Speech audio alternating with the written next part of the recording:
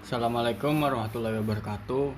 Di sini adalah review hasil jurnal internasional dan nasional dari kelompok kami. Kelompok kami terdiri dari Andi Gusnadi, saya sendiri Arif Eko Aditya, Fajar Agung, Yoga Bastika Prabowo. Untuk jurnal internasionalnya itu berjudul Situation Cognitive Traffic Light Control Based on Object Detection Using YOLO Algorithm, dan jurnal nasionalnya pemanfaatan atau perkembangan teknologi komputer atau jaringan terkini. Latar belakang masalah penelitian, tujuan penelitian jurnal internasionalnya, yang pertama di latar belakangnya sih saat ini ada banyak televisi sirkuit tertutup atau CCTV di jalan dan mereka memantau situasi lalu lintas yang digunakan untuk memberikan informasi lalu lintas kepada pengemudi. Namun periode sinyal lampu lalu lintas di persimpangan jalan tidak mencerminkan situasi lalu lintas. Lampu lalu lintas hanya mengulang siklus sinyal lalu lintas berdasarkan interval waktu tertentu yang sangat tidak efektif dan tidak efisien. Ketika banyak kendaraan ke arah tertentu menunggu untuk melewati persimpangan, lebih baik memberi waktu lebih banyak untuk menunjuk arah. Demikian pula arah dengan volume lalu lintas yang lebih sedikit memberikan waktu yang lebih sedikit untuk dilalui mobil. Ini membantu mengurangi waktu tunggu sinyal pengemudi dan membuat lalu lintas lebih lancar.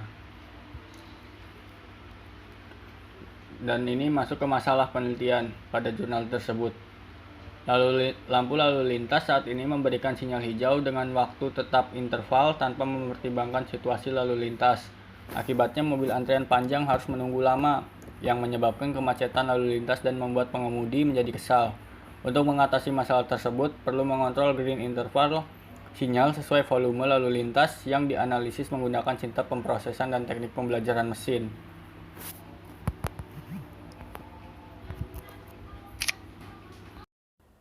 Tujuan penelitian untuk mengontrol lampu lalu lintas situasi kognitif yang mengukur volume lalu lintas menggunakan algoritma pendeteksi objek bernama You Only Look Once atau YOLO, dan mengontrol interval sinyal lalu lintas dengan volume lalu lintas.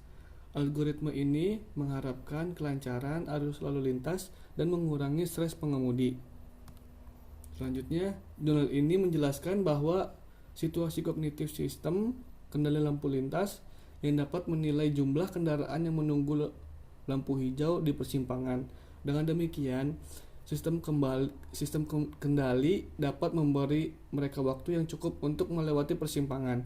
Sistem kendali menggunakan algoritma YOLO untuk mengidentifikasi beberapa banyak kendaraan yang menunggu lampu hijau menyala dan menyesuaikan panjang sinyal sesuai dengan jumlah kendaraan yang teridentifikasi.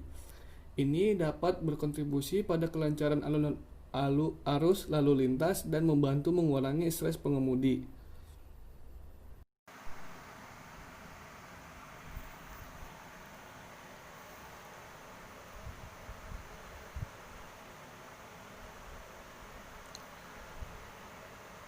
Jurnal Nasional, peranan kontur dan slope dalam pengenalan keaslian tanda tangan menggunakan dynamic time warping dan polar Fourier transform.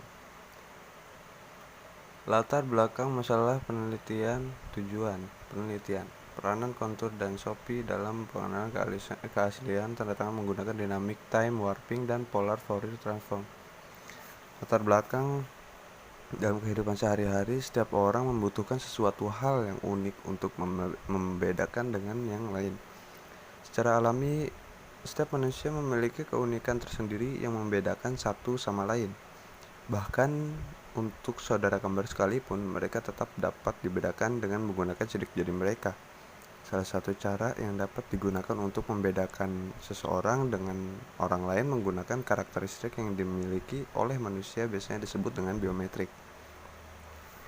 Masalah penelitian: validasi tanda tangan dengan menggunakan data sampel yang ada biasanya cukup sulit karena jumlah data sampel yang dimiliki biasanya hanya satu buah. Misalnya untuk pengambilan uang di teller, maka pihak teller bank hanya mencocokkan tanda tangan pengambilan uang dengan tanda tangan yang ada di buku tabungan. Hal ini menjadi cukup mengkhawatirkan, terutama dengan banyak model pemalsuan tanda tangan yang ada. Tujuan penelitian ini adalah meningkatkan akurasi pengenalan keaslian tanda tangan dan melakukan kombinasi beberapa metode dengan karakteristik masing-masing. Di dalam jurnal ini menunjukkan bahwa kombinasi antara metode DTW dan PFT menggunakan klasifikasi SVM memberikan hasil yang baik dan mengenali keaslian tanda tangan dengan tingkat akurasi sebesar 92,23%.